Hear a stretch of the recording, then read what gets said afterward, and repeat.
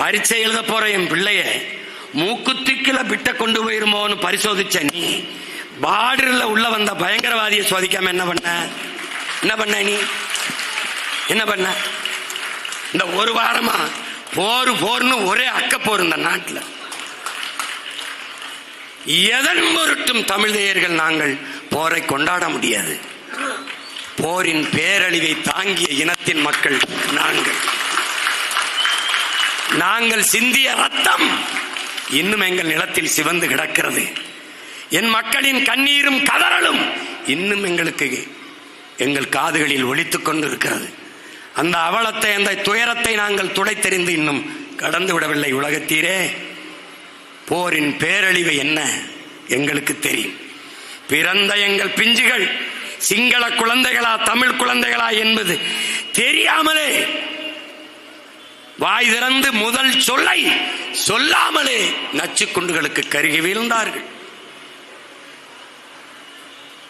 நாங்கள் உலக போரை எதிர்கொண்டோம். அறிவார்ந்த தமிழ் சமூக மக்களே, என்னரும் தம்பி தங்கைகளே, நாம் உலக போரை எதிர்கொண்டோம்.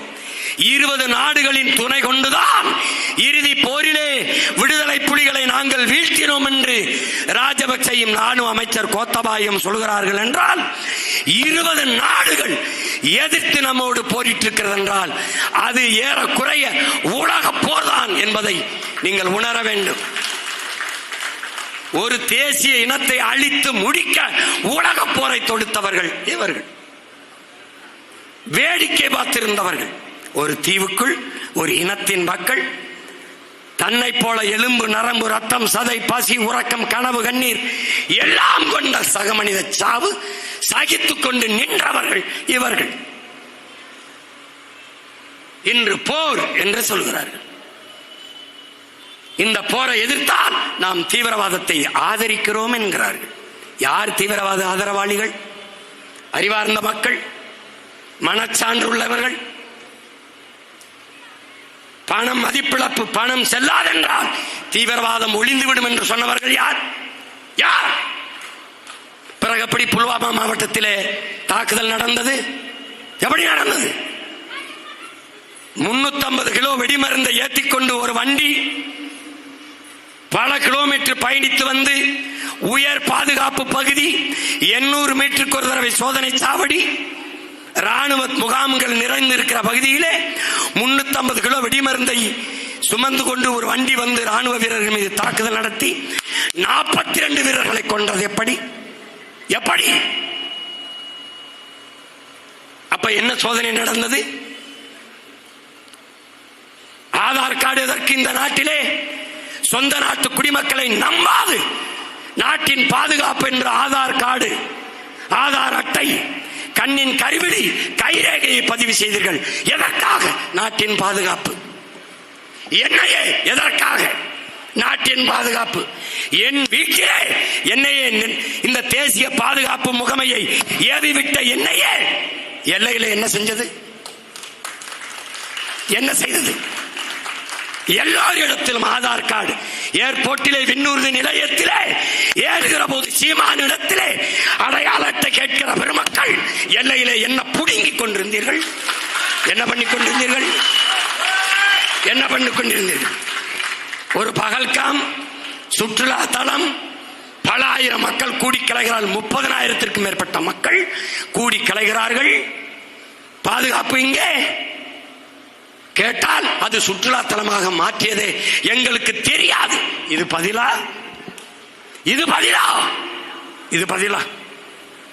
200 கிலோமீட்டர் ஆயுதங்களோடு தீவிரவாதிகள் எப்படி ஊடுருவினான்? செத்தது 24 பேர். வந்தது எத்தனை பேர்? யாருக்கு தெரியும்? கணக்கெங்கே? உள்ளே வந்து 20 பேரை பல மணி நேரம் நின்று அவன் படம் எடுப்பதோட வசனம் பேசி காட்சி எடுத்து சுட்டு கொண்டிருக்கிறான். அப்போ எங்கே இருந்தது ராணுவம்? வெடிச்சத்தம் கேட்டவுடன் ஓடி வந்தார்கள், சண்டையிட்டார்கள், அவர்களை சுட்டார்கள் நம் வீரர்கள் என்ற செய்தி வந்தால் நாட்டு மக்களை பாதுகாக்கிறார்கள் என்று நாம் எடுத்துக்கொள்ளலாம். சுட்டவன் தீவிரவாதி இஸ்லாம், உயிரை கொடுத்து சுற்றுலாவுக்கு வந்த மக்களை பாதுகாத்தவனும் இஸ்லாமியன் தான். அதை எண்ணி பேசல, அதை எண்ணி பேசல. ஏனால் அது செய்தியாக்க கூடாது, அதில் அரசியல் இல்லை.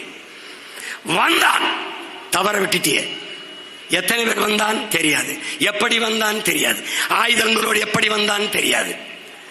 உள்ளே வந்து அத்தனை மக்களையும் சுட்டுவிட்டு திரும்பி பத்திரமாக சென்றான். எப்படி? இப்ப யார் தீவிரவாதத்தை ஆதரிக்கிறது? யார் தீவிரவாதிகளின் ஆதரவாளர்கள்?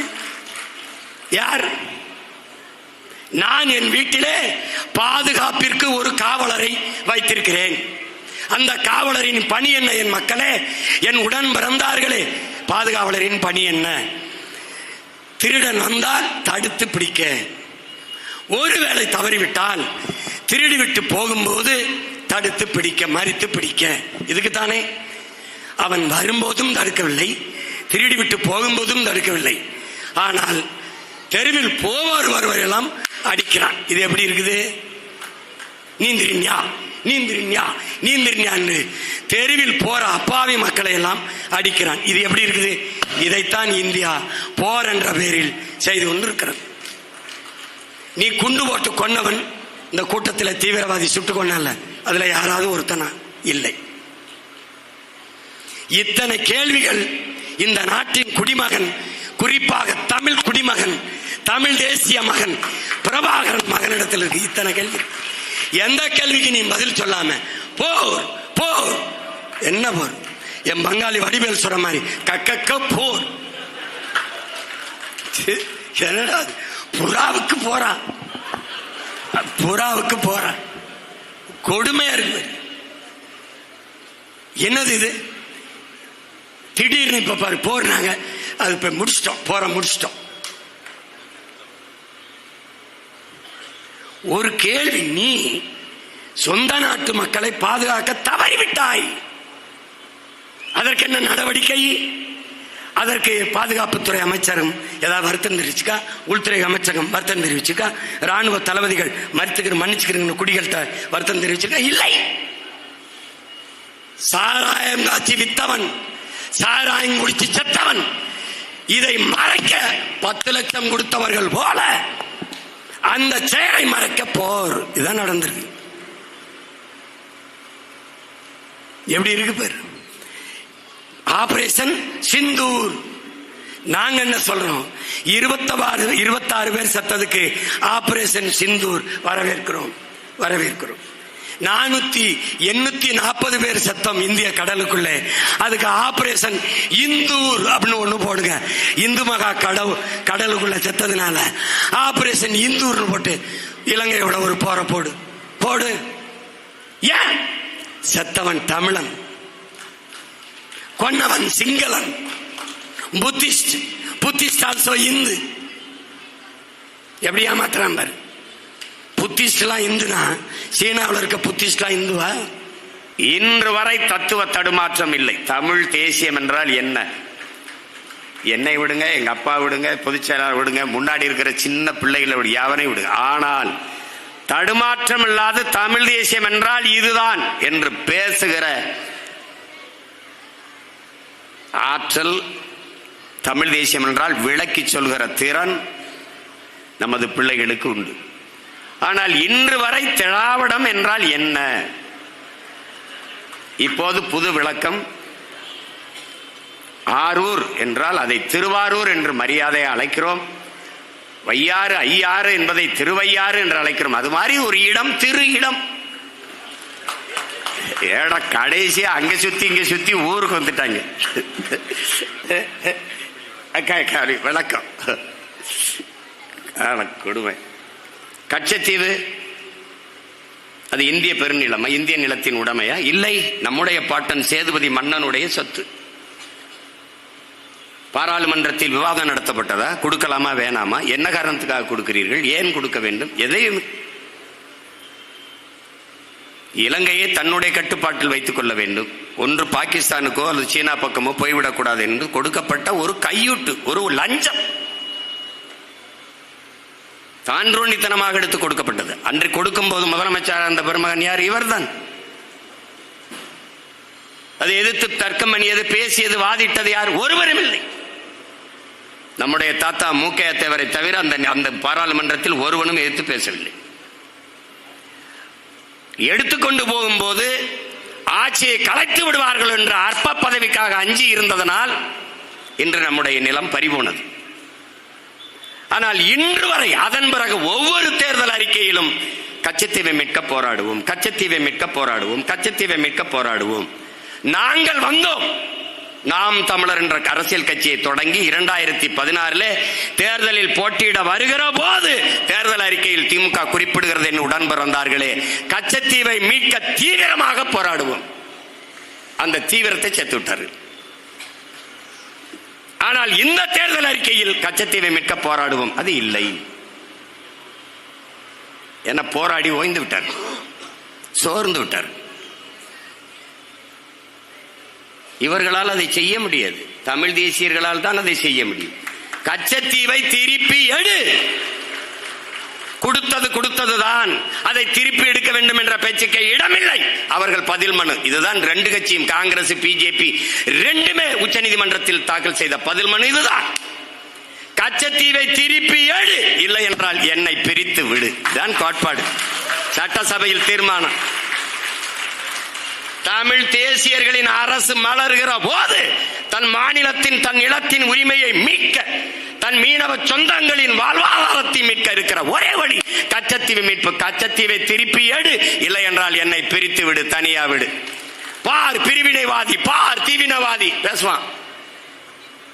மறுபடியும் பதில், என் நிலத்தின் ஒரு பகுதியை எடுத்து என் நாட்டோடு இணை என்று பேசுகிற நான் பிரிவினைவாதி. என் நிலத்தின் ஒரு நிலப்பரப்பை என் இனத்தின் வரலாற்று பகைவன் சிங்களனுக்கு கொடுத்ததுதான் என்று சொல்கிற நீ தேசியவாதியா என்ற கேள்வியை எழுப்ப அவனுக்கும் துப்புள்ள.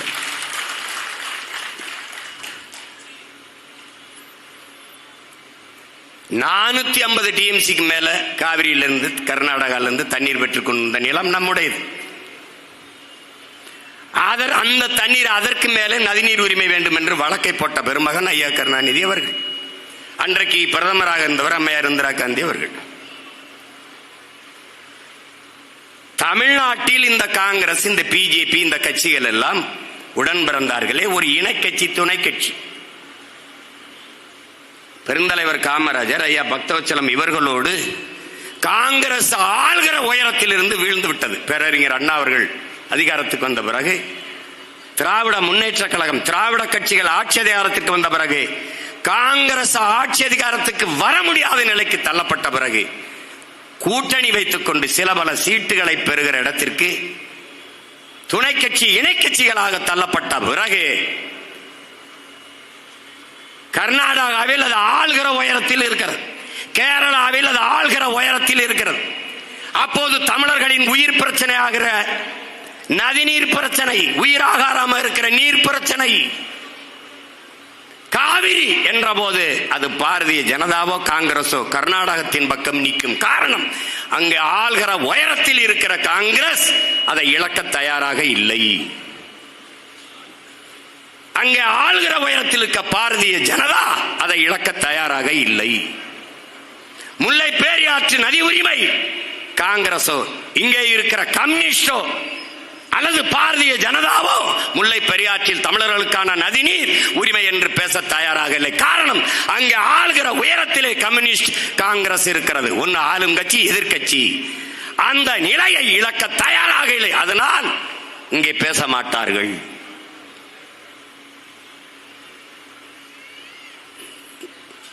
இங்கே மானமும் இன உணர்வும் செத்து போன தமிழன் தன் உரிமையை தர மறுக்கிற கட்சிகளுக்கு, பெற்றுத்தர மறுக்கிற கட்சிகளுக்கு தன் வாக்குதற்கு என்ற கேள்வியை கேட்க மறந்ததால் தன் உரிமையை இழந்து நிற்கிறான்.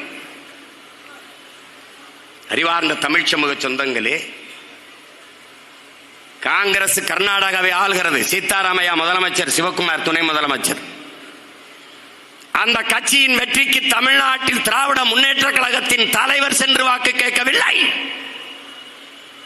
தமிழ்நாட்டின் முதலமைச்சர் ஐயா ஸ்டாலின் அவர்கள் போய் காங்கிரசுக்கு வாக்கு செலுத்துங்கள் என்று தமிழ் பேரின மக்களை, கர்நாடகாவில் வாழ்கிற தமிழின மக்களை கேட்டுக்கொண்டார். அவன் வென்று வந்தால் காவிரியில் ஒரு சொட்டு தண்ணீர் தர முடியாது என்று சொல்லுவான், தெரியும். மேகதாட்டிலே அணை கட்டுவான், கட்டுவதற்கு திட்டம் தீட்டுவான், அதுவும் தெரியும். பிறகு எதற்காக அவனை போய் நீங்கள் ஆதரித்தீர்கள்? ஒரு சொட்டு தண்ணீர் தர முடியாது என்றால் உனக்கு ஒரு ஓட்டுமில்லை, உன்னோடு தேர்தல் கூட்டுமில்லை என்ற முடிவை எடுக்க துணிவில்லாதவனுக்கிட்ட அதிகாரத்தை கொடுத்தது நாம் தான். எங்கே இருக்கு தன்னாட்சி, எங்கே இருக்கு கூட்டாட்சி? இந்தியன் என்ற பற்று வர வேண்டும், இந்தியன் என்ற உணர்வு வர வேண்டும். ஆனால் எப்படி வரும்? எப்படி வரும்? அறிவார்ந்த எனது என சொந்தங்களே, என் அன்பு தம்பி தங்கைகளே, காவிரியில் தண்ணீர் தமிழர்களுக்கு தர வேண்டும் என்பது எல்லா நம்முடைய நிலத்தின் எல்லா வளங்களையும் பொதுமையாக்கி விட்டார்கள். நரிமணம் பெட்ரோல், நெய்வேலி பழுப்பு நிலக்கரி, இங்கே இருக்கிற மீத்தேனை எடுக்கிறார்கள். எல்லாரும் தான் எடுத்து பகிர்ந்து கொள்கிறார்கள். அணு உலையில் தயாரிக்கப்படுகிற மின்சாரம் எல்லாரும் தான் எடுத்துக்கொள்கிறார்கள். ஆனால் அவரவர் நீர்வளம் அவரவர்க்கே என்று இருந்து விடுகிறார்கள். அதே போல தமிழ் தேயர்கள் நாங்களும் என் நிலத்தின் வளம் எனக்கே என்று நின்றால் இறையாண்மையும் ஒருமைப்பாடும் என்னாகும் என்பதை சிந்தித்து பார்க்க வேண்டும். காவிரியில் தண்ணி கேட்கிற போதெல்லாம் கன்னடன் குறிப்பாக தேடி தேடி தமிழர் வீடுகளை அடிக்கிறான், கடைகளை உடைக்கிறான், நிலங்களை தீ வச்சு கொளுத்துகிறான். சொந்த நாடு என்று வைத்துக் கொண்டால் அங்கிருந்து நடந்தே மூட்டை முடிச்சுகளை கட்டிக்கொண்டு என் மக்கள் அகதிகளாக தமிழ்நாட்டிற்கு வருகிறார்கள், கால்நடையாக நடந்து வருகிறார்கள். ஒரு வாக்கு செலுத்துகிற போது பாதுகாப்புக்காக துணை ராணுவ படையை நிறுத்துகிற நாடும் அதிகாரமும், உரிமைக்காக போராடுகிற ஒரு இன மக்களின், இந்த நாட்டின் குடிமக்களின் உரிமையை பாதுகாக்க ஒரு துணை ராணுவ படையை நிறுத்தி அவர்களை பாதுகாக்க முடியாதா? ஏன் பாதுகாக்கவில்லை? அடித்து விரட்டுகிறார்கள். காவிரியில் தண்ணி என்று கேட்கிற போது அதை தர மறுக்கிற கர்நாடகன் தர மறுக்கிற போது தமிழர்களுக்கான நதிநீரை கொடு என்று இந்திய ஆட்சி அதிகாரம் சொல்ல மறுக்கிற போது அங்கே இந்திய தேசியம் செத்து தமிழ் தேசியம் பிறந்து விடுகிறது. என் உடன் பிறந்தானே, இதுதான் இந்திய கடலுக்குள்ளே 840 மீனவர்கள் இதுவரை சுட்டுக் கொல்லப்பட்டிருக்கிறார்கள். பல படகுகள் பறிமுதல் செய்யப்பட்டிருக்கிறது, பல வலைகள் கிரித்தெறியப்பட்டிருக்கிறது. மீனவர்கள் இன்றும் சிறைபிடிக்கப்பட்டு சிறையிலே கிடக்கிறார்கள். ஒரு கேள்விதான், இந்த கடலுக்குள் எனக்கு மீன் பிடிக்கிற உரிமை இருக்கிறதா இல்லையா? செத்து விழுந்த மீனவன், சிறைபிடிக்கப்பட்ட மீனவனை இதுவரை இந்திய மீனவன் சுடப்பட்டான், இந்திய மீனவன் சிறைபிடிக்கப்பட்டான் என்று ஒரு நாடும் ஏடும் பதிவு செய்தது உண்டா? பிற மாநிலங்களின் சட்டசபையிலே அது இந்திய நாடாளுமன்றத்திற்குள்ளே விவாதம் நடத்தியது உண்டா? இந்திய மீனவன் என்ற ஒரு வார்த்தை பதிவு செய்யப்பட்டது உண்டா? இல்லை. தமிழ் மீனவன் சிறைபிடிக்கப்பட்டான், தமிழ் மீனவன் சுடப்பட்டான் என்று சொல்கிற போதே இந்தியம் இறந்து தமிழ் தேசியம் பிறந்து விடுகிறது.